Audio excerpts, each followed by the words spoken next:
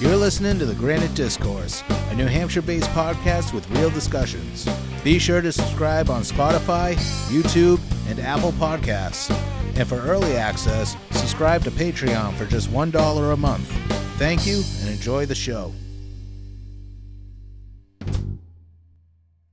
All right, Hollie Noveletsky. Correct. Thank you for coming on The Granite Discourse. Thank you for having me. I'm thrilled to be here. And you are running for CD1. Correct. Congress. And how long have you been in politics? I'm not a politician, so last cycle I ran, but my background is not politics. I ran, I think, because like most of us, I was sitting home looking at my beautiful country and wondering what had happened under the Biden administration. I was getting angry, so I decided to either step up or shut up, and I don't shut up really well, so I stepped up and then ran. And I did well. I didn't win, but I did well. I showed that I worked hard and got my name out there. And when that election was over, I stepped up to the party because there was still work to be done. That there were things that I wanted to work on, and so I worked as vice chair of the party for like 6 months, and then this came open again. It became an open seat when Chris Pappas decided to move to Senate. And I wasn't going to run initially, but then I thought, what are the issues really facing the country now? The American worker, American manufacturing, balancing trade. And that's where I've been for the past 25 years in the steel industry because my background's really varied. So I thought, you know what? I think the stars have aligned. The first time out, I showed I could work really hard. But now the issues are my wheelhouse. And that's why I stepped up again. I did read that you were in the steel industry. I have quite a wide background. So I'm actually a nurse by training. Mm-hmm. I'm a nurse practitioner, a psychiatric nurse practitioner, a geriatric nurse practitioner, and I combined the two. And I worked in dementia care for most of my career, end-of-life, nursing home care. I also have a PhD in nursing, and I taught some. And then in 1999, when my dad died, I came full-time into the steel industry. I had worked in and out over my nursing career in the steel industry because it's a family business. But my dad passed in 99, so I came in full-time. And I knew at that time I didn't have the background that all my competitors had, but I wanted to make my mark in the steel industry. And I thought, well, I'm a nurse. What do nurses do? We're advocates. We're patient advocates. I will advocate for the steel industry. And that's what I did. Because in NAFTA, which was passed, in 93, 94, end of 93, the steel industry was devastated. In New England alone, we've lost over 40 structural steel fabricators since NAFTA. Just from it moving overseas? From imports of structural steel from Canada, Quebec, mostly. Yep. The competition. You figure they get subsidies. They have different tax interests. They have the exchange rate. They're a good 30% below our price. Really? Yeah. So we have been devastated by that. So I decided to advocate for the steel industry, and that's really where I've made my mark, fighting for the American worker, fighting for American manufacturing, and fighting against unbalanced, unfair trade. And that's where we are today. What are some of the things that you've been able to do to fight for the steel industry?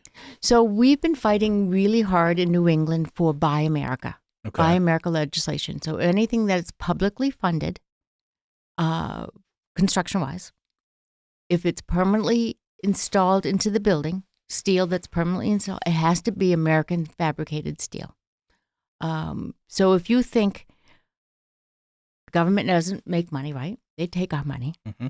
They take our tax dollars. Our tax dollars are supposed to be for the betterment of our communities, right? We're supposed to reinvest that money. So for every dollar spent on public construction, $1.50 gets reinvested in the community. They pay me $1 for the work. I pay my workers. They go to the grocery store. The grocery store then buys local commodities. That dollar gets respent for $1.50 invested in the community. If they buy that steel, fabricated steel in Canada, say, or any other country, but Canada is New England is the biggest issue, that $1.50 gets invested in their community. Our public dollar, your tax dollar, goes out of the country and gets reinvested in a foreign country. Mm. So that's why it's really important. So we fought in New England We got it passed into, I say we, Structural Steel Fabricators in New England, and I've been on the board for a couple of decades. We got it passed in New Hampshire in 2022. We had a bill in Massachusetts. It failed. We have another bill again now in Massachusetts. There was a bill in Maine. It passed the House and Senate, but Governor Mills vetoed it. She's terminating out. We'll come back. We're going to look at Connecticut, and we're going to look at Rhode Island. Also, on a federal level, in 2018, around 2018, we had a federal trade case against China, Mexico, and Canada for dumped and subsidized fabricated structural steel because, China has distorted the whole world supply of steel. And so I testified for that. For dumped? Dumped. So that's when they flood the market with underpriced, distorting the pricing market. Because in China, all the mills are government owned. Okay. And then they don't have the same OSHA standards. They don't have the same environmental regulations. They don't have the same wages. So they were undermining worldwide the steel industry. And they were flooding the markets. And they were really hurting all of the steel mills, not just domestically, but worldwide. Excuse me. And so when President Trump came in his first administration, he realized that our domestic structural steel mills, the people who actually pour the molten steel and make the beams, were being hurt by China tremendously, but other countries too, but mostly China. And that's when we put in Section 232, which were the tariffs on Chinese steel. Okay. Is there a difference between the quality of steel? So Chinese steel initially was not that good. It's getting better, but the quality of the work can be a question. When you're looking at Canada, no. The quality of Canadian steel and the quality of the fabrication is just as good as ours. Mm-hmm. But the question comes with the undercutting the industry. So when we testified in D.C. for the dumped steel, one of my co-defendants who testified, he's one of the big guys. He does all the big stadiums in the country. He testified in D.C. that he had bid against China for a stadium. And if he had donated all of his labor costs, he couldn't match the Chinese fabricated, delivered to the U.S. price. Wow. Yeah. So you got that law passed in New Hampshire in 2022. Correct. And you started 25 years ago? Correct. Oh, wow. Yeah. We had a bill, I want to say it was in 2002, maybe, 03, right around there. Had a bill in New Hampshire for Buy American. But we were fought. We were actually fought by the AGC, Associated General Contractors, at that time. This time, they actually supported the bill. Wow. So, yeah, we've been fighting for a long time. NAFTA has been since the 90s, so we've been struggling. And New England was struggling worse than the other parts of the country, so we were fighting by ourselves. Why was it worse in New England? Because of Canada. Because of Canada. Yeah. China really hadn't geared up their steel mills until probably a little later, not in the 90s, but early 2000s, 2010. China really became an issue. Mexico has some. Where are we at with tariffs on steel right now? So right now, under the first Trump administration, he put in tariffs on structural steel, raw structural steel. What happened then was that the foreign trade partners realized that they could circumvent his tariffs very easily by punching a hole, putting a welding plating on it, or coming in as fabricated. It comes in under a different import code. Simple as that. Circumvents, right? So now he fast forward to his new tariffs this time. And there's one line in there that says, I know this by heart now because I've been to D.C. like 4 or 5 times this year just trying to get this changed. Paragraph 16, it says, if a foreign country uses our domestic steel, it comes in untariffed. Well, Canada doesn't make beams. They'll make some tube, they'll make some plate, but they don't make the beams, which is the majority of the building. They have to buy on the foreign market. 40% of their steel comes from us. The rest comes from the world market. So we still got left out. So we're trying to get that loophole closed, and we've been going down. I have gone down with the American Institute of Steel Construction, which I was on the board for 10 years. Just stepped off so I could do this race for Congress. But we're trying to get that loophole closed.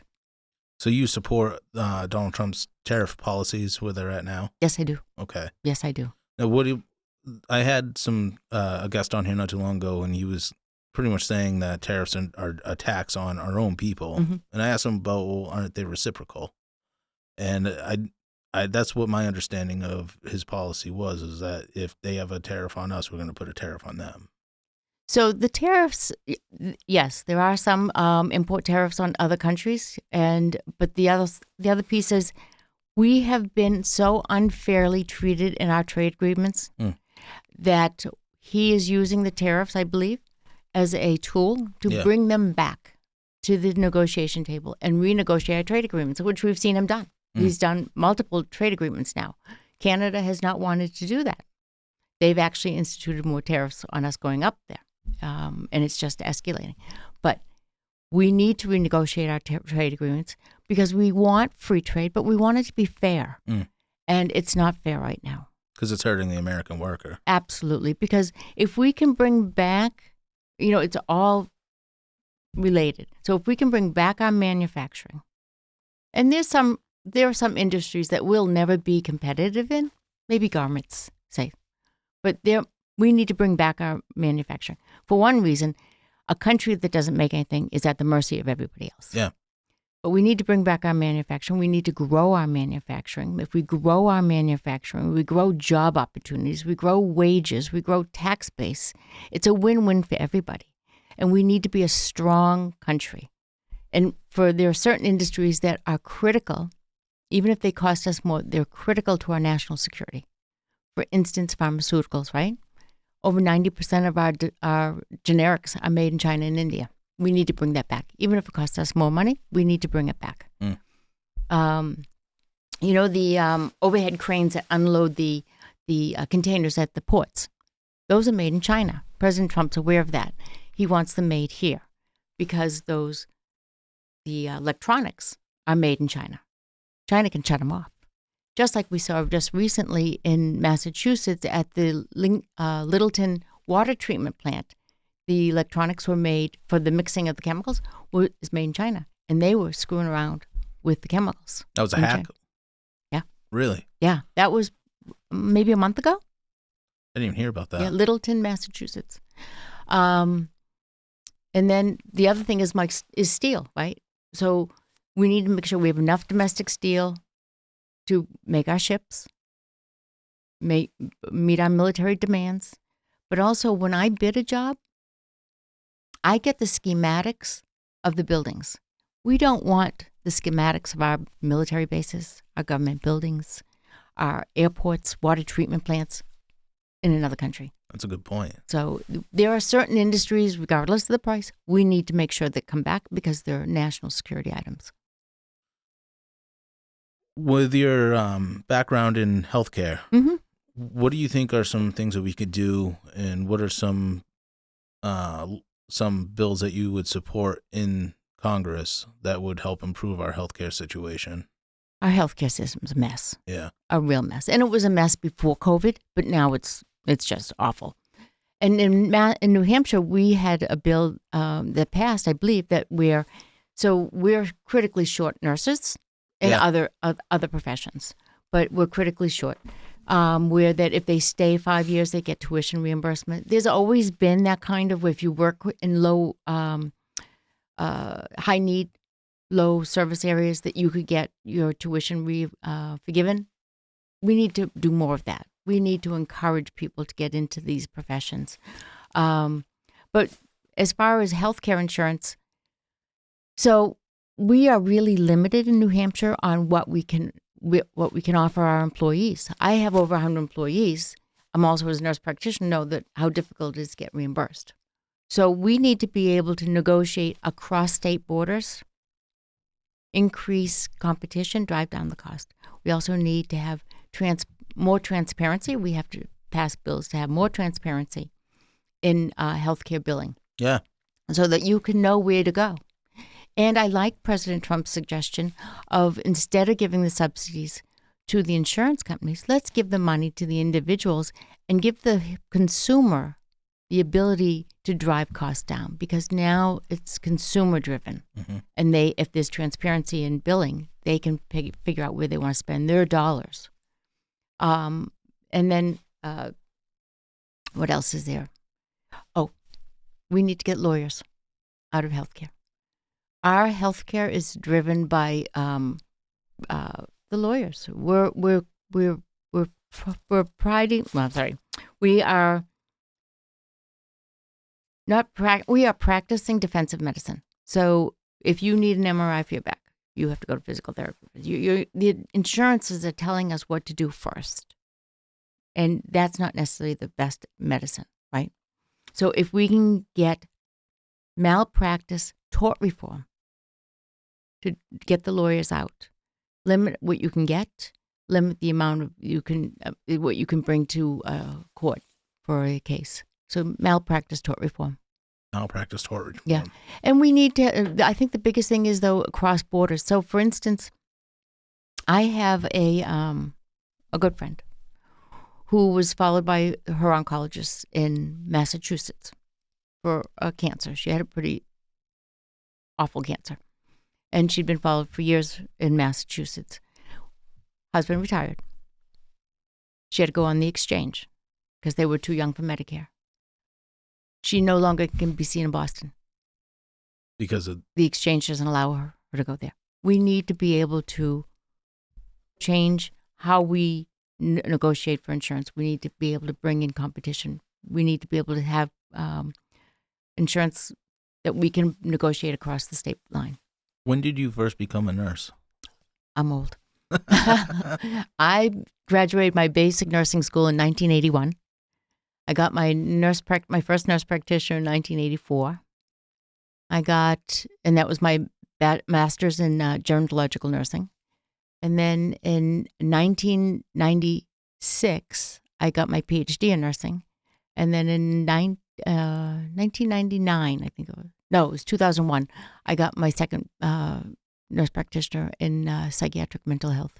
In your time in nursing, mm-hmm. When have you noticed that the healthcare system has gotten so haywire? So when I first got in, Blue Cross was the standard, and it was pretty good. And then managed health came in pretty soon after that.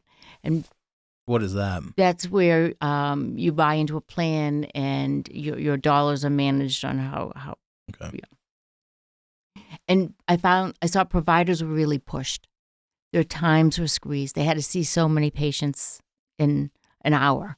By the insurance companies? Yeah. To make money. Yep. Yeah. There was a physician that when I worked in Boston, and he was a fabulous physician. He was a physiatrist, which is a doctor that works in rehab medicine. So you think of spinal cord injury and that sort. Yep.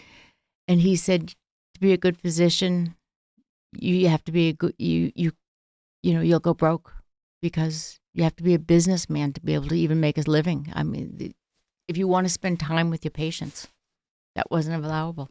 Really? Yeah, because you don't bill for time, you bill for problems. And this was started in the 80s? That was in the 80s. And then how did it progress from there? It's just gotten I think the insurance companies have just gotten more and more control and dictated tighter and tighter requirements, and the malpractice, it's just gotten awful. I've heard they own a lot of hospitals now. The insurance companies. I don't know if the insurance companies are like Hospital Corp of America. It's just these big corporations that own the hospitals. But they also own the insurance companies. Right? I don't know that. I'd have to look that one in. That's what other nurses have told me. Yeah. And my other background is I'm a veteran. I didn't say that earlier, but I spent 8 years in the Army Reserve Nurse Corps. Oh, wow. Obviously. And then 2 years in the New Hampshire National Guard. Thank you for your service. Thank you. So, what was the deciding moment in 2024 when you decided that you were going to run for Congress back then? Literally, I was sitting on my couch with Dennis, and we were watching the TV, and we were getting angry every day, and we were both, he always yells at the TV. I don't normally yell at the TV. I was yelling at the TV all the time. I couldn't believe what had happened to this beautiful country. And I have done... Do you remember what story was on the TV? I was watching Fox News. Just watching the news. Just the illegal immigration is horrendous, but we've destabilized the whole world. I'm Jewish. My stepmother's Israeli. Growing up, I spent time in Israel. And just to see the destabilization of the world and the anti-Americanism and the anti-Semitism, it's really frightening. It was. And so I decided to step up. I spent, as a nurse, I've done a lot of volunteer work.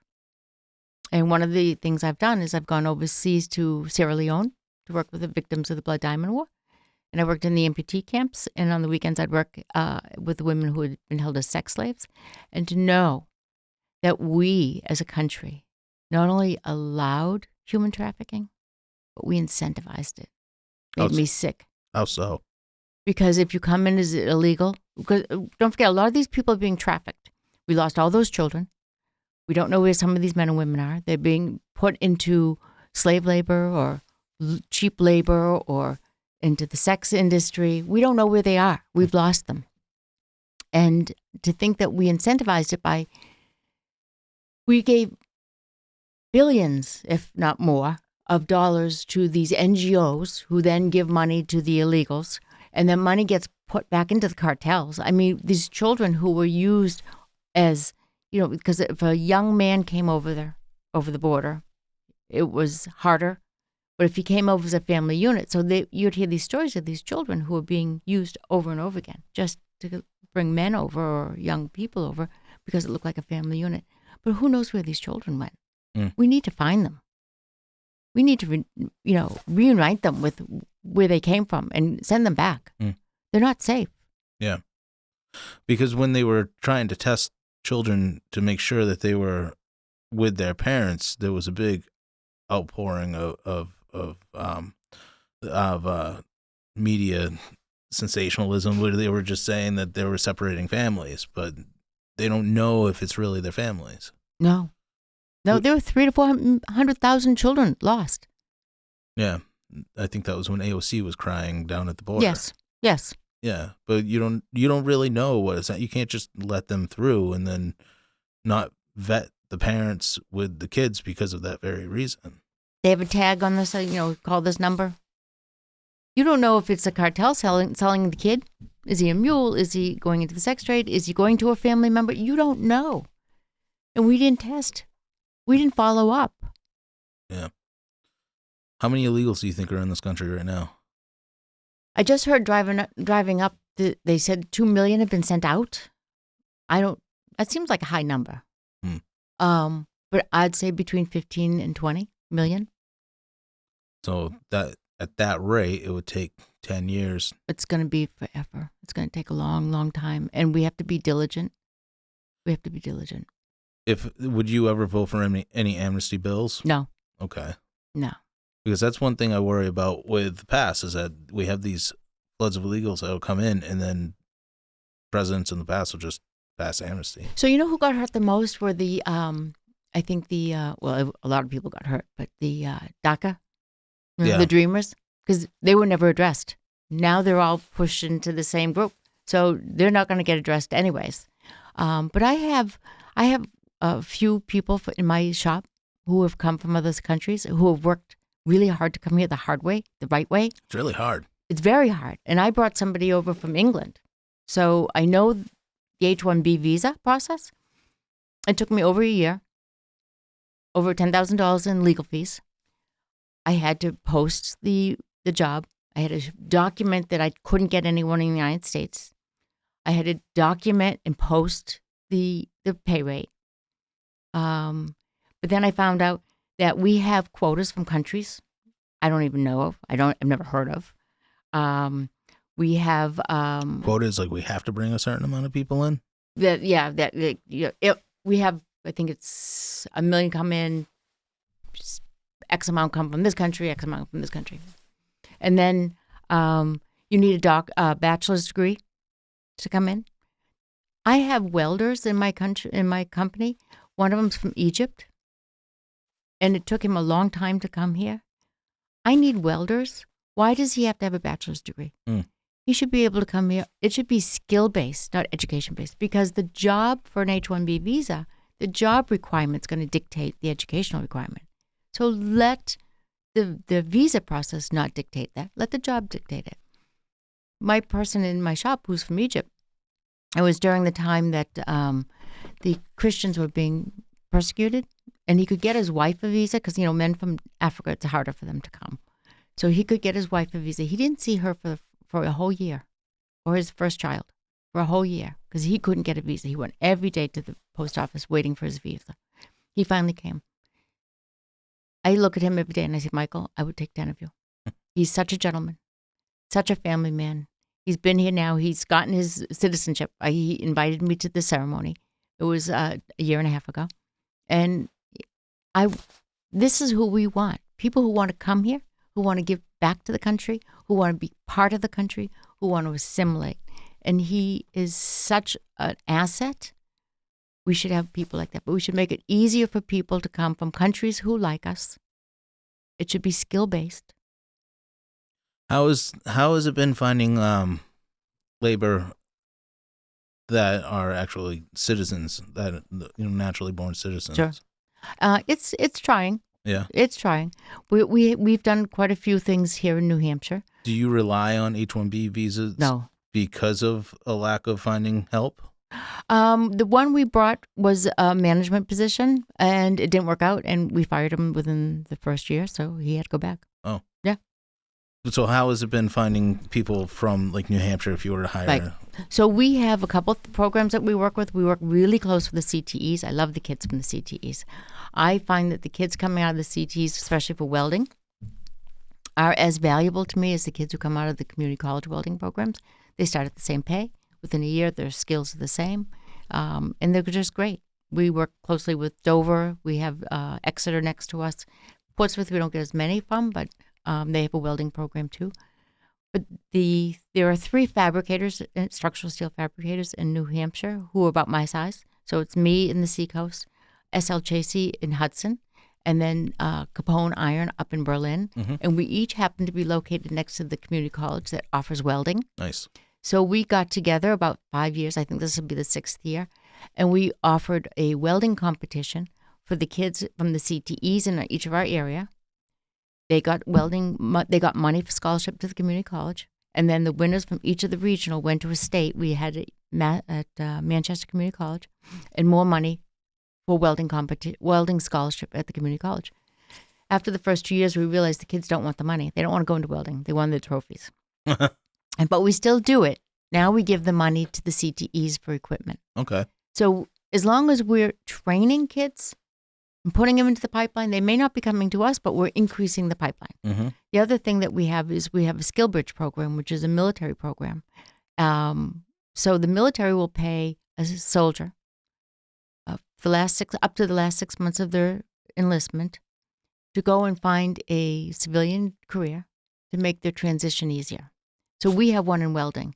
And in the last probably 4 or 5 years, we've put through about 16 people. And I just got an application for another one. That's nice. So they come. We don't have to keep them, and they don't have to stay. There's no obligation on either side. But we're just putting more people into the pipeline. Yeah. But there is a shortage. But I hear, and I'm hopeful, that the kids graduating now from high school are really a different breed, and they want to work. They want to succeed. And there's so much effort and emphasis put on career training, trades training. President Trump is looking at that, putting more money into the career and trade training in the CTEs and to the community colleges. And I'm hopeful. We really need that. Yes, we do. The trades. I've worked in the trades my whole life, and I've never seen it so dead as far as new people coming up. Mm. They said in the next 5 years, 41% of the workers in construction are going to retire. Yeah. 41. I believe it. Yeah. pretty much usually I'm one of the youngest people on a job site, and I'm not that young anymore. I mean, I've worked alongside plumbers and electricians that are in their 60s, Yeah. pushing 70 if they're not in the 70s, and they want to retire. They want. Their phone just keeps ringing off the hook. Right. I knew guys during COVID that took the lettering off their vehicles because they couldn't handle the calls. COVID was a big changing time for construction. And how was that for your industry? So we were lucky because we're essential. So we were allowed to stay open. I remember I was able to contact the governor that night and say, when they were shutting down the state, I said, we're essential. Can we stay open? And he said he'd look into it, and we were able to stay open, our whole industry. And it was a blessing on many levels. One, because we had work to do, even though the construction sites were significantly impacted by the COVID protocols, because we had a lot of work in Boston. And if you didn't feel safe, you could get laid off. That was one thing. There were a lot of Yes, industries. we only had lost one employee who Good. won because of COVID and felt they wanted to. But what we heard was, one, they felt safer because they were with people. Mm-hmm.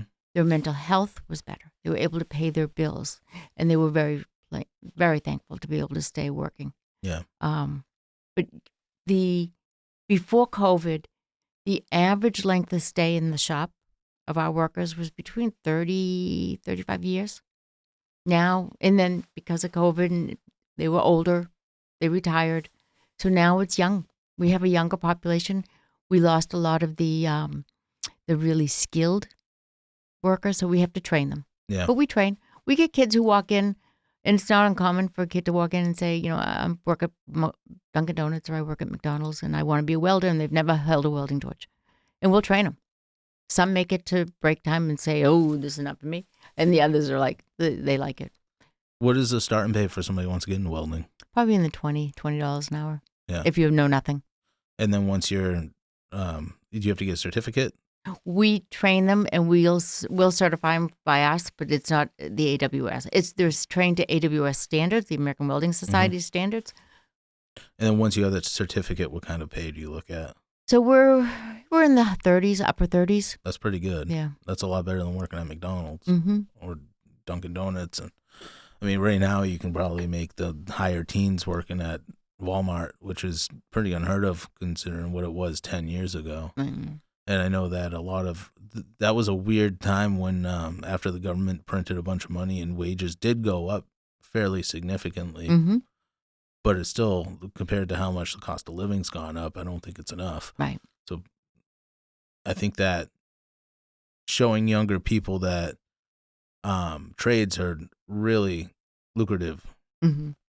If you want to get ahead in life, that's what you should be looking at. Right. Yeah. And then you don't have the school debt. Right. Every industry I know and every employer I know is willing to train anyone who wants to learn. Yeah. Yeah. So you dealt with all the COVID regulations, and you dealt with it firsthand. What are your thoughts on? Because I don't think anybody really had any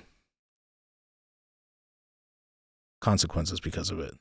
So if you were in Congress, is there anything that you could do or push to try and make sure that something like that can never happen again? We should never mandate vaccines for people. I look at our military. I was not working in a nursing home at the time, but there was a program that New Hampshire put through. It was called the New Hampshire COVID Alliance, Senior Support COVID Alliance Program.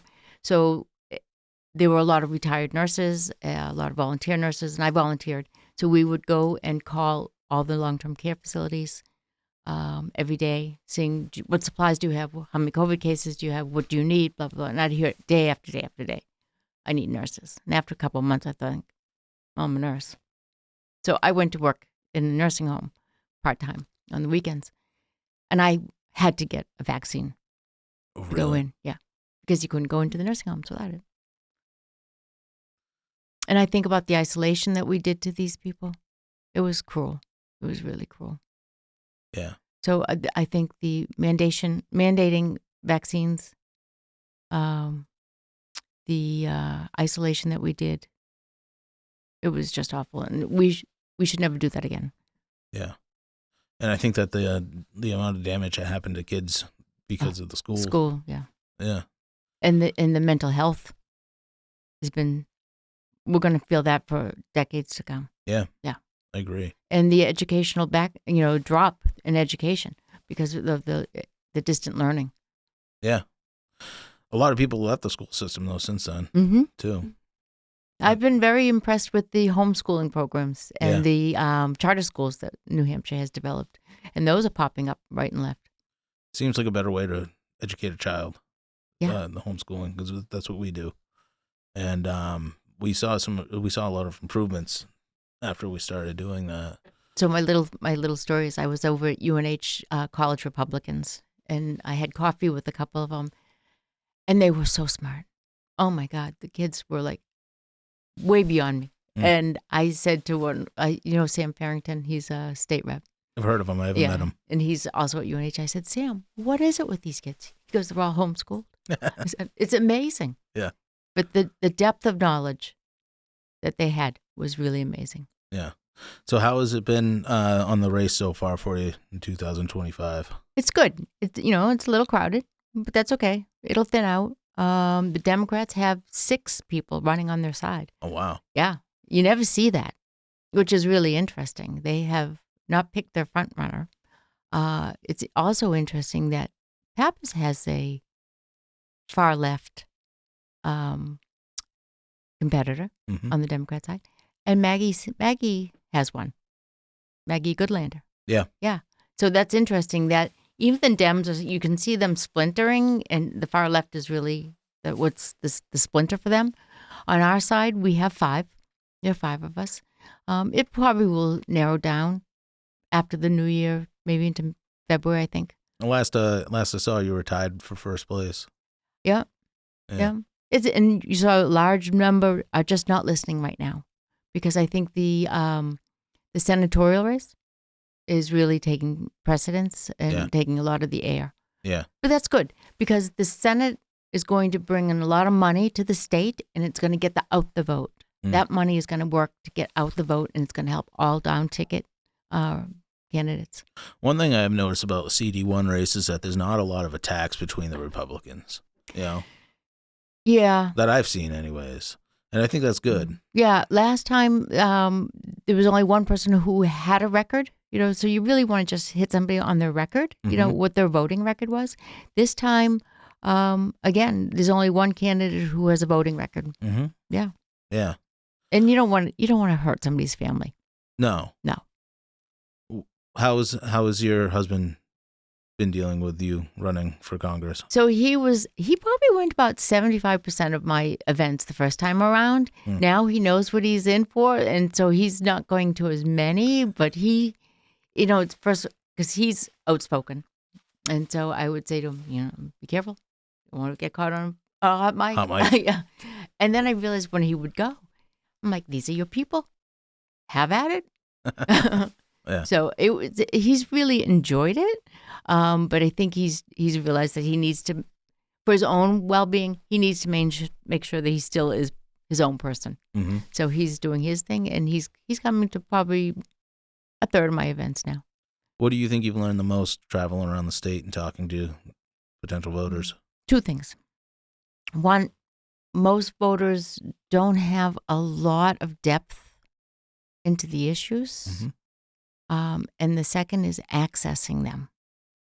We don't do a good job at accessing voters. There are so many low propensity voters or independents that we need to access and to message better, and we don't do a good job of that. So I really appreciate the opportunity of being on your podcast, because we need to get our message out. We need to do a better job messaging. Absolutely. And we need to access people on a variety of different social media methods. It's the name of the game. Yeah. It's just the way it is now. Have you been on any of the mainstream news in New Hampshire? WMUR a couple times. And how does that work out for you? Adam's been kind to me. I met Adam actually when I was doing the Buy American, That's when I first met him. So he was interviewing me then. So I had developed a relationship with him. I find him to be fair, and no gotcha questions, really. That's good. Yeah. The first thing that you were saying is that a lot of people are low info voters, and that's why I pretty much started doing this, to give people a chance to meet people that are running for office, people that are in office, and to get to know them personally and get a feel for how they think, Mm-hmm. and what drives them. It seems like what's driven you the most is just you've worked in several industries. Mm-hmm. You're a military veteran, Mm-hmm. and you just had enough. I'm one of those boots on the ground kind of person. My father always taught me, if you see something, don't wait for somebody to ask for help. Just step up and do it. And if I had an employee who said, "Oh, well, that's not my job," then it's not your job, right? If you see something, let's fix it, because there are so many other issues to move on to. So I decided to step up. Have you faced any backlash since you decided to become so outspoken? Kind of always been outspoken. Have you? Yeah, I think so. No, I don't think so. I really don't. I think that's the hardest lesson for me, because I'm also an introvert and a loner. I'm very happy being alone. The hardest lesson for me was knowing that people want to know what I'm thinking. Mm-hmm. If I'm going to vote, if I'm going to run, the voter has a right to know what I'm thinking and know where I stand. And they want to know. And so giving my opinion and my stance is okay. And that was okay. That was hard for me to learn. I'm also a motorcycle rider, and I rode cross country solo by myself. And I can remember I was somewhere in the Dakotas, and I thought, oh my God, this is the best day of my life. I haven't talked to anyone but the gas station attendant. So for me to come out and to talk to voters all the time and say, this is what I'm thinking, and this is where I stand, it was a real push for me. How long did it take to get used to it? I'm going to say it probably took several months. Yeah. Yeah, if not 6, to be able to say, okay, you want to know. And sometimes I still take a deep breath and go, okay, here it comes. What have you learned working with the GOP since 2024? Well, the GOP, I started in January 2025. Okay.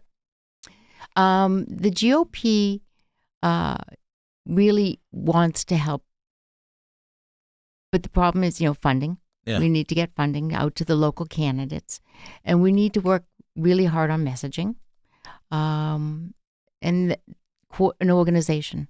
Jim McEachran is now the chair, and he's working really hard. I know he goes out every night. He's out every night at some local GOP, just being the face. But we need to be able to support these local candidates, because it's really hard. I think it's dirtier and harder in your hometown to run for a town office. Yeah. And we need to support them. We need to give them money, and we need to be able to organize for them, help them organize, because the Dems are really good at that. Why is there such a difference between funding between Democrats and Republicans? It always seems like Democrats are outspending Republicans. I know. I was thinking today, the difference between the Dems and the Republicans. The Dems are really good at organizing and fundraising, bad in messaging, bad at policy. We're really good at policy, but we're not good at the messaging of it and the fundraising piece of it. But I think we're doing better. This cycle, the Dems are down and the Republicans are up. But they're getting angry, because of the messaging in the media, and that's motivating them. They were talking on the radio about anger motivates people more than being happy. Yeah. And right now we're feeling pretty good. There's that's why a lot of the things that get the most clicks are negative videos, right, which is not really good. No. What do you think are some of the more positive things that have happened since Trump's second term? Oh my God, where do you start, right? For me, the world stage, 8 peace accords, hopefully 8. See what happens in Ukraine. Fabulous. The big, beautiful bill, We're going to have tax changes so that we can, as a business, we can invest in our companies, grow opportunities for our employees, grow wages, because no tax on infrastructure spending, no tax on, rather we can write it off quicker, no tax on tips, no tax on Social Security. People are going to have more money in their pocket. There's just so much that he's done that it's amazing. My biggest concern. Oh, and the immigration. I'm sorry, I'm a big supporter of deportation. Yeah, and closing the border. I think that is one thing that just got let go with this last administration. Let go? Oh, yeah, yeah. It wasn't let go. It was just open the door. Yeah, and even the Afghan withdrawal, it looks like that was probably responsible for the National Guards. What we did to our military. What we did to our military under Biden. Well, just those 2 National Guard members that were shot last week. Yeah. That was most likely a direct response from that. Yes. Blowback. Yeah. And under Biden, what he did, he demoralized our military, demoralized our police, law enforcement, ICE. So what President Trump is doing to support them and to show how important they are and to put back the ethos that it was meant to be is really important. One of my biggest concerns is the national debt. Mm-hmm. Right now, I think we're at $38 trillion. Mm-hmm. And when I was a kid, we were at 4. Amazing. And now, and you're not that old. I'm not that old. No. So now houses cost, like a starter home for a family, they say is $500,000. Mm-hmm. A lot of the homes that I'm seeing are $700,000 or $800,000 that people are trying to sell them for, and new vehicles are over $50,000 now. And I think that is connected to printing money. Mm-hmm.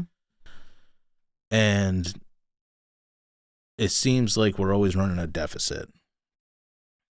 What are your ideas for eliminating that deficit? So we need to be fiscally responsible. We can't be spending money we don't have.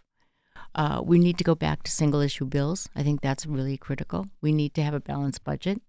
We need to really focus on energy. Mm-hmm. I think energy drives our economy. If we can bring down energy costs, now this gets it bigger than just our deficit, but if we can bring down energy costs and then even sell some energy, that would be wonderful. But we really need to be more fiscally responsible, and we need to look at the entitlements. So that was one thing that I didn't like about the Big Beautiful Bill was that it had a $1.8 trillion deficit. Mm-hmm. So that bill alone adds to the debt. And if we keep spending that way, how do we change that? How do we get rid of that? Would you go to President Trump himself and say, hey, we need to get the spending under control? I don't think that I would be able to make that weight on him. No, but you'd be a voice in Congress, correct. Which is important because I would be our voice in New Hampshire's voice there. We need to look at the debt. And I think looking at some of the entitlements like he had put with the restrictions on Medicaid, mm-hmm. The work requirements, the non-legals, I think that will help bring down some of the costs because over 80% of the budget is entitlements. Mm. So we need to be really careful on how we spend that. I do believe that we need to spend on military. I think our military needs to be strong, especially in light of everything that's going on. But we do need to, I would be a voice to look at the spending. What are your views on the Federal Reserve? Doing away with the Federal Reserve? Yeah. At least auditing it. Yeah. I would absolutely support that. Because I think that we need to go back to having sound money. I didn't hear the last word. Sound? Sound money. Sound money. Yeah. Like we had the gold standard until 1972, and that's really when we see a lot of this inflation starting to really kick in. Yeah. So would you vote to audit the Federal Reserve? Yes. Okay. Yeah. I think we need to audit a lot of programs. Which other ones? Well, I'm support getting away with the Department of Education. Okay. But I think we need to audit where all the money is going. We have spent so much money overseas. We've spent so much money with the NGOs. We have spent so much money on illegals. Foreign aid, absolutely. USAID, we need to really look at that. We don't have the money to be. Look what happened in Minnesota. We need to be looking at this very carefully. Out in Minnesota, what do you mean? The money that went to Somalia. Okay. Did you hear about that? No. Oh, yes. It's just on the news this week. So I think it was $1 billion in money to feed children, hungry children, went to Somalia. It went to the through the Somalian population in Minnesota, and it got funneled back to the country. So is that why I've been hearing? Okay. Yeah. Well, then it was supposed to go to Minnesota. Feed hungry children. Oh, wow. Yes. Great. Yeah. What were your views on this last shutdown? You can't shut down a country. You need to be there working, negotiating. It doesn't help anyone. I think the Democrats wanted it to shut down to influence the outcome of the elections. And that's what we saw. Yeah. It made people angry. Wasn't right. I think that Republicans could really use that to their advantage because they use SNAP benefits to enrage people. Yes. And they still got paid, Congress and Senate. Their staff didn't get paid. Our military, who gets SNAP, some of our military gets SNAP. That was awful. It was just really awful that they used people as pawns, and they openly said that. Mm-hmm. Yeah. Yeah, and if you mention that to them, they tried to deny it, but that's literally what it was. But the problem is the news that the Democrats and the independents are listening to won't say it. No, I think it's a big problem. I think that there was something that Obama signed in 2011 that had to do with media, the Fairness Doctrine. He eliminated the Fairness Doctrine, I think it was. There seems to be a lot of lying in media, and I'm all for the First Amendment. I think that you should have the First Amendment, but there should be some sort of truth. Yeah. Right. You can't go out there and scream fire. Yeah. Right. So what are your views on the state of our country in the last 20 years? Like you were talking about how people have become more un-American. Because I remember after 9/11, patriotism was everywhere. Right. And now it seems like it comes out of the universities, and it's college age kids and millennials and a lot of boomers, like the old. I'm a boomer. Are you?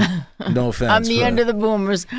But like some of the like the hippies from the 60s, oh yeah. They're the ones out protesting. Yeah, and I don't know if you ever heard of Yuri Bezmenov. Mm-mm. He was a KGB defector, and he came over to America, and he had a radio show up in Canada that got shut down by Pierre Trudeau, and then he came to America, but he was talking a lot about how communism was going to work its way into America through the universities, and a lot of what he said looks like it's happening today. And I guess universities get a lot of endowments. So what do you think that we need to do to start kind of tackling this anti-American rhetoric? It's been so insidious. It's been decades coming. I taught 99 in Boston, and I tell this story when I go around. So I was in front of a class of 50 students, and I made the comment of, "Oh, that's dark humor." I don't remember what I was talking about. And I got called out by another professor who said, "You can't say that." I said, "What did I say?" I said, "Dark humor." She goes, "You can't say that." I said, "Why?" She goes, "It's racist." I said, "What, dark humor?" She goes, "Yes, you have to say gallows humor." Say what? Gallows humor. You know what she taught? What? Critical feminist theory. Oh. That was in the 90s.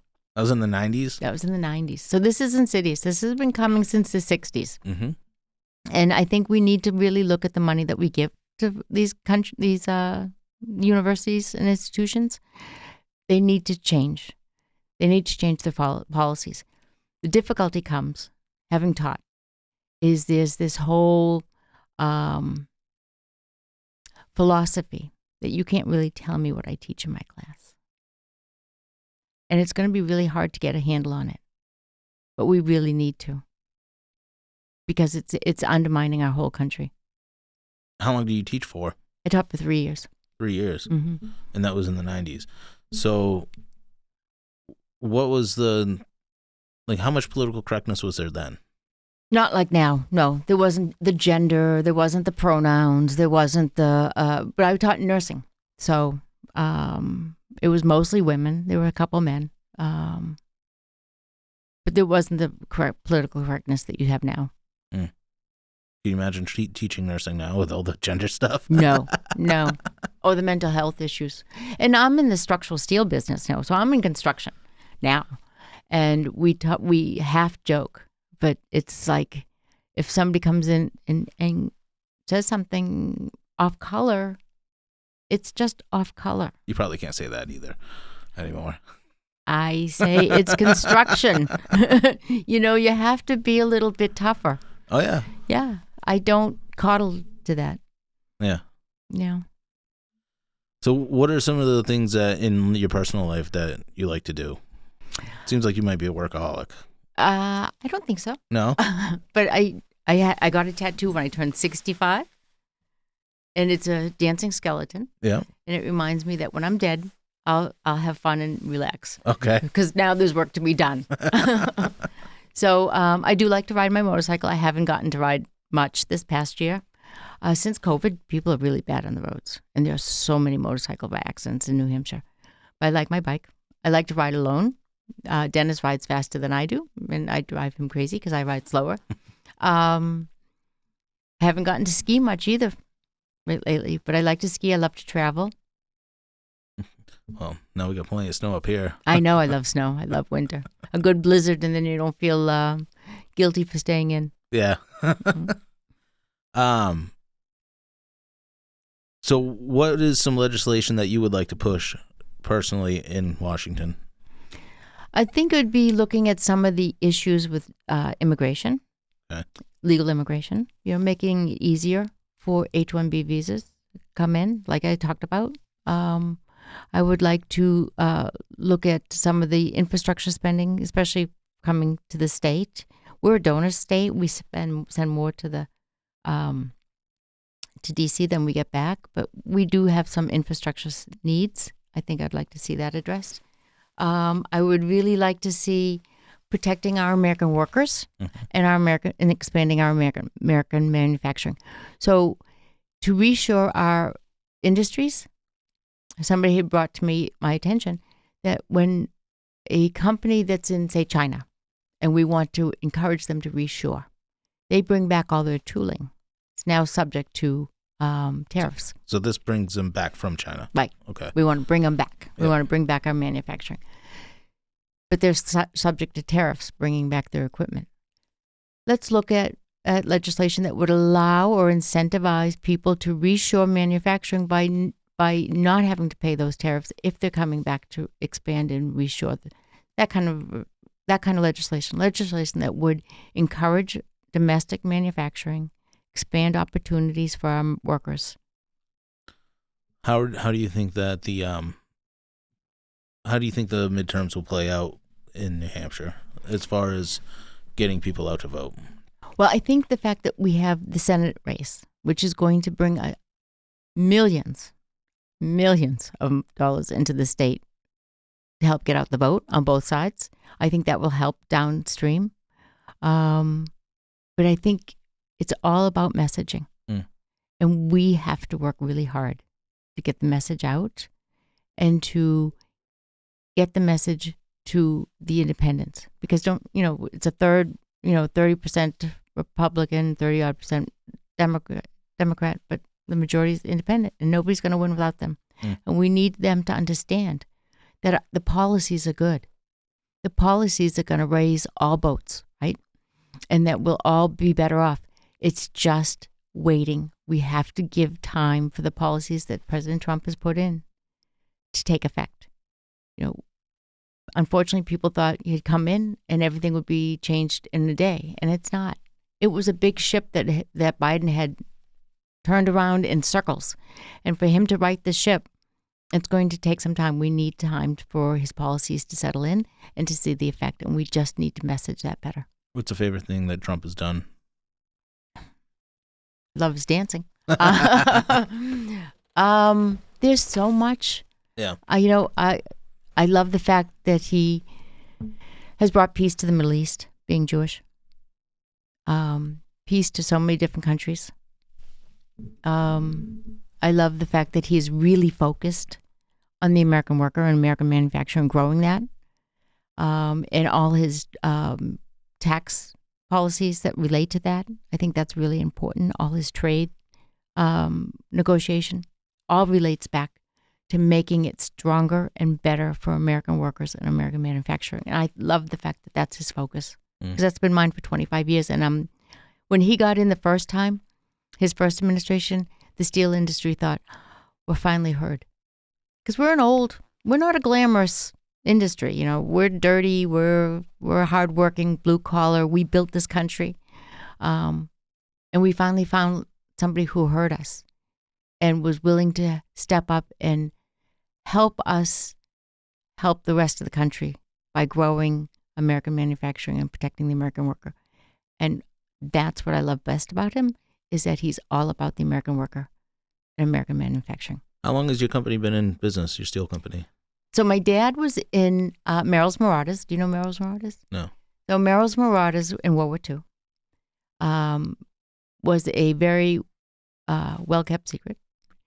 They were all volunteer unit that went behind enemy lines, China, Burma, and India, all volunteer, high expected casualty rate to disrupt the Japanese supply lines.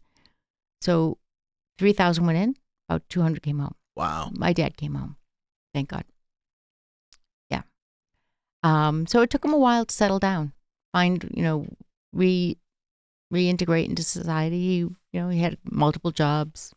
And in his mid-30s, he started building stairs and rails in the back of his dad's junkyard. Railings for stairs and such. And that was in 1956. And then he built it up to where he makes anything from a house beam to the skyscrapers in Boston. In 1975, the unions would shut him down every year. And he'd be out in the middle of the night driving truck. And he said, you shut me down one more time, I'm moving to New Hampshire. They shut him down.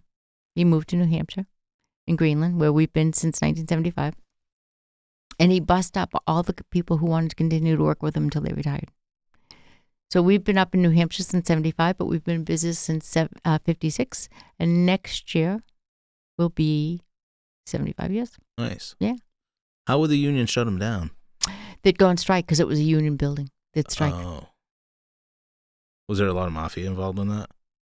No, I don't think so. No? Yeah. I was young then, so, but yeah. So what made you want to get into nursing? I went to college in late 70s, and I figured I was going to go into engineering because my family was in structural steel, and that's where I'd end up being. My father had no sons. He was a bit of a chauvinist. Thought, all right, I'll go into engineering. And I was the only woman in my pre-engineering. So it was a program where you do a 2-3. So you do 2 years of basic, and then you switch over to like another engineering school. So my first 2 years of college were the basics. I was the only woman in the program. Back then, the computers for the university were punch cards. We had 3 terminals for the whole university. And it was just very competitive. People didn't work together. They worked against each other. And I can remember this was like the deciding thing. I was 2 o'clock in the morning, 3 o'clock in the morning, because that was the only time I could get time at the terminal, because there were only 3 terminals for the whole university. And we had to write a program. And I had been trying to write this program. And some of my classmates came in and I said, instead of reinventing the wheel, we'll share the data, what I've done. And they wouldn't share their data. I shared mine. I thought, this is not the way I want to live. That's not who I am. I went home. I had wisdom teeth taken out. Back then, they put you in the hospital overnight to have your wisdom teeth out. And I had a student nurse, and I thought, oh, I can do what she's doing. And I transferred when I got back into nursing, and it was my passion. I loved it. It was like I found my calling. Nice. Yeah. And what was it that that you liked about it the most?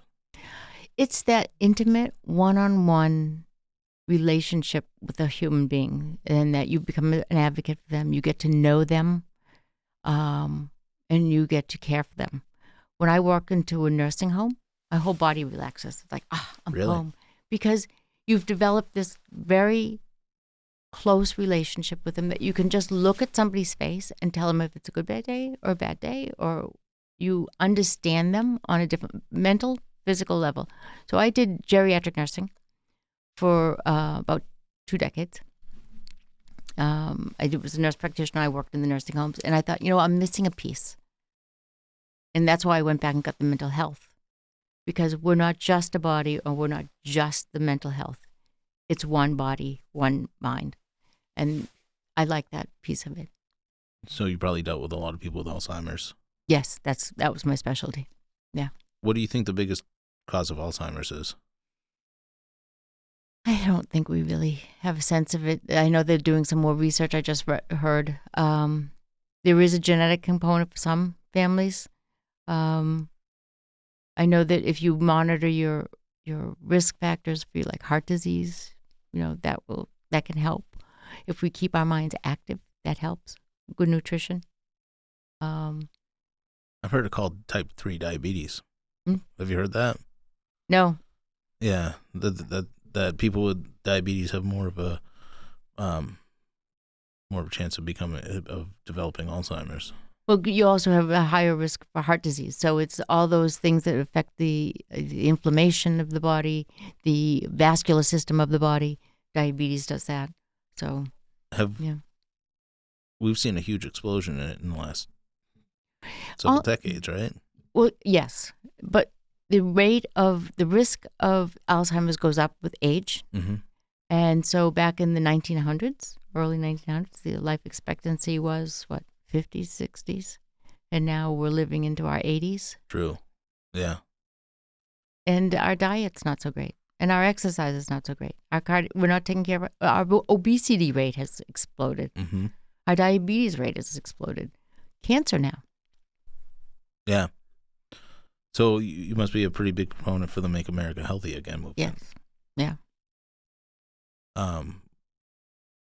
What do you think?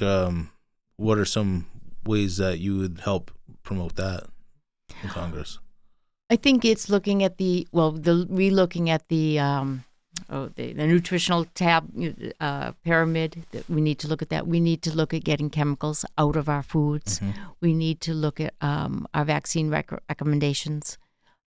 So those are the issues that I would support, looking at that. As a nurse, what is your thoughts on what the safe protocol for vaccines would be? Well, I'm not a pediatric, okay. But I know that I have grandchildren, and they seem to be getting a tremendous amount of vaccines very early, all at once. And I don't know that that's necessarily the best approach. Mm. For instance, also as an older person, the flu shot was found not to be effective this year. They had the wrong strain. Mm-hmm. So there are, I think, really we need to have informed, open discussions with our healthcare provider on whether or not they're needed. Mm. And we need to be able to be, we as healthcare providers, open to hearing people's concerns and not forcing them. Yeah, the forced vaccine, the forced COVID vaccine on the military and healthcare professionals was really disturbing, mm-hmm. and that needs to not happen again. For one, no. And there are other vaccines that they give to people that you kind of wondered, should they be forced to get, even as adults, not just children. Mm-hmm. Like Maine, for instance, I've said it on here before. They eliminated religious exemptions in 2018, so you can't even, if you want your kids to go to school, like you have no say in the matter, and that's basically government making healthcare decisions for you. Right. Which I don't agree with that at all. No, you have to have informed, open discussions Mm-hmm. and allow for self-choice. Yeah. Our body, ourselves. For certain issues. Right. For certain issues. Yeah. Yeah. I mean, I know that I had Brian Cole on here before, and he had talked about he wanted to pretty much see Fauci face repercussions for lying to Congress, and basically lying to America for the matter. And like, that's what I was trying to get at. And earlier. becoming rich. Yeah, he was making money off of all. So of was that. his wife.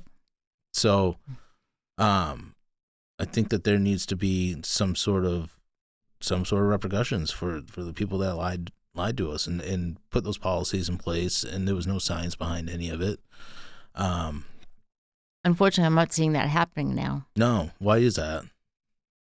I don't know. I don't see it happening. I mean, I don't see them moving that step at all. It's like they're just going to forget about it and move on. I don't know. I hope not. Me too. I hope not. Because people do forget about things real fast, it seems. We have a very short memory. Yeah, absolutely. And that's what hurts us. Because you're going to repeat history. Well, when you have 24-hour news cycles and social media just throwing reels at people, like people just scroll for hours on social media, they're not really absorbing anything, I don't think. No, I mean, your news is one line. Mm-hmm. Headlines. Right. Yeah. Most people don't read beyond that. No. Even in print. Mm-hmm. What do you think are some... you said you wanted to eliminate the Department of Education. Mm-hmm. And so would that leave all education to the states? So under Trump's plan, from what I understand, is some of the training, like the CTEs and the apprenticeships program, will go under the Department of Labor, which is an interesting thought. But go under the Department of Labor, then the rest of the money would come through to the state. Let the state figure out how to best educate their students. We don't need to be spending education money, on people who are not educating our children. Mm-hmm. I did just see that New Hampshire, our proficiency rates are going down, and our cost per student is going up, and enrollment's going down. So that's a big problem in New Hampshire, and of course the Democrats want to blame EFAs. Right. But I don't think that's... No. And the largest cost of the education at the state, in each of the towns or the SAUs, is to the administration. The teachers aren't necessarily getting that increased rate. Mm-hmm. It's going to the administration in multiple layers. Mm-hmm. We need to look at that. Yeah, absolutely. What are your views on gun control? I'm a strong supporter of 2A, so I am not in favor of gun control. So if a vote came up to eliminate the National Firearms Act, would you vote to do that? The National Firearms Act, yeah. Where you could bring across. So it would eliminate regulations on fully automatic weapons, for instance, and silencers, and basically, I believe it was passed in 1935. Fully automatic? Mm-hmm. I haven't really looked at the fully automatic, but yeah. Yeah, because I mean, personally, I don't think there's much of a difference between a semi-automatic and a fully automatic. Having shot both, there isn't. Right. You know. And a silencer makes no difference. A lot of old timers like silencers because it doesn't hurt their hearing when they go. I had somebody put one on for me at one of the gun ranges, and it was a pleasure. Yeah. It was a real pleasure. So do you go to the range often? I don't. I was a member over at SIG because I live near SIG. But I don't get to go as much as I'd like to. I would like to start to carry, but I have not been shooting enough that I feel comfortable to carry. If you were, what would be your weapon of choice? I have a 365. Okay. Yeah. So that's good. I like that. I like your stance on that. How about abortion? So I do not. I am pro-life. I do not, as a federal representative, get a chance to vote because it's been brought back to the state. I do think that there's some issues at the state level right now because there's some discrepancy between, I guess there's 26 weeks and there's a 24-week where if you kill a woman who's pregnant at 24 weeks, that's a double homicide. So I think the state needs to look at that. Yeah. But that's state. What has been your favorite experience so far? Going from an entrepreneur and a nurse to a politician? Because you're a politician at this point. I guess I am, huh? God, didn't want that label. I think it's the people. We really have some really nice people. This state is really good. I moved up here in 1989, and I remember being in the grocery store thinking, oh, people say hello. They talk to you. And our state's still like that. I think it's meeting all the people who really care and really are invested in making this country and our state a good place to live. And I think that's the best part. What are your plans for this coming year as far as campaigning goes? What's your plan of action? Get out, get out, get out, get out. I'm going anywhere and everywhere people will have me. I'm speaking multiple times a week, and just getting the message out. Social media. Are you out in person every single day? This last week has been kind of quiet because of Thanksgiving, but we were out probably 4 or 5 nights a week. Wow. Yeah. And that's including the weekends. Yeah. Yeah. It'll gear up, I think, after the New Year again, because right now, Christmas, all the Christmas parties for the GOP, but after that. How much goes into a campaign? When I started the first time around, I was told, I was lied to. I was told you could do this in 20 hours a week. Oh, really? They lied. It was 7 a.m. to 9, 10 o'clock at night, 6, 7 nights a week, the first time around, because I didn't know people. I had to go meet people. I would never ask somebody for their support or their money if I hadn't met them first. They needed to see me face to face and look me in the eye and hear where I stand. So I was spending an awful lot of time going out to introduce myself. This time, because I've maintained some of those relationships and I know the people, I'm not having to spend as much time to introduce myself, but it's still, they want to see you. The issues have changed, so they want to know where I stand on the new issues. So it's a lot of work. How many people do you have on your team? So I have my campaign consultants who I work with Red Maverick, and they're Maine and DC. Okay. So there are, I think, 4 or 5 of them. 5, because we just got another one. And then I have a campaign consultant. And then I have Nicole, who you met, on the ground. I have her husband, John, who's also helping with coordinating events. And then I have somebody else who helps with the planning the events. So we have a big team. That's good. Yeah. So you go to D.C. fairly often? Or? I've been going to D.C. because of the tariffs and fighting from the steel industry. I've gone down for the tariffs, I'm going to say 4 times this past year. And you said did you say you testified? I testified for a federal trade case in 2018. 18. I think it was 18. And is that when you first kind of started getting more politically, or no? That was just strictly about trade. Just about trade. But tariff. You started kind of seeing the inner workings a little bit, didn't you? I started seeing everyone going, "It's them. Go talk to them." Yeah. So, like we've been working this time about the steel tariffs, and we're trying to get included into them, and we've just been working our way up. We've been told we have to get up to Peter Navarro. So we've been working our way up. You know, you go from this department who says, then you have to go talk to this department, then you have to go talk to this department. So we're at his gatekeepers. Oh, wow. Doesn't sound fun. My one story is we were down in D.C. just recently, and everyone knows that this is what I work on steel, but I was down there for politics, for the campaign. And I said to people, excuse me, I have to run to the ladies' room. I run to the ladies' room. They said, you just missed Peter Navarro. He was standing right here. I'm like, oh. What has been the toughest thing about being about working in the steel industry. Like, what has been, like, I mean, with the tariffs and NAFTA and everything, like, how did you overcome it? The tariffs or the most difficult thing in the steel industry? So is that what the most difficult thing in the steel industry has been with NAFTA? Not the tariffs. It's with the trade has been really difficult. Being a woman in the steel industry, because I came in the late 90s, 99. That was interesting.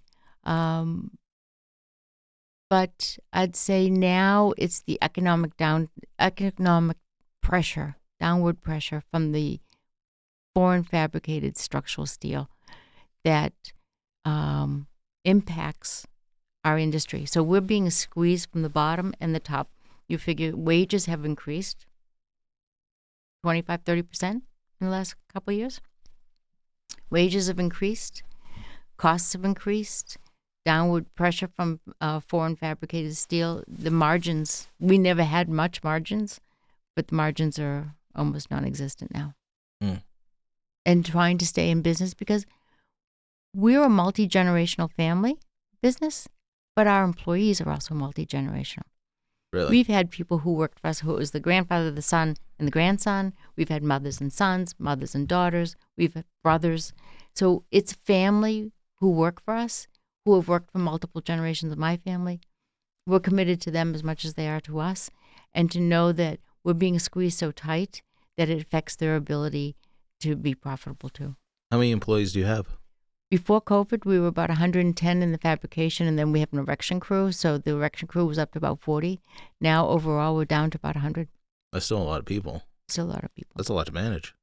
It's a lot. It's a lot to care about because they're families. They're families, and it's not just them; it's their families. Mm-hmm.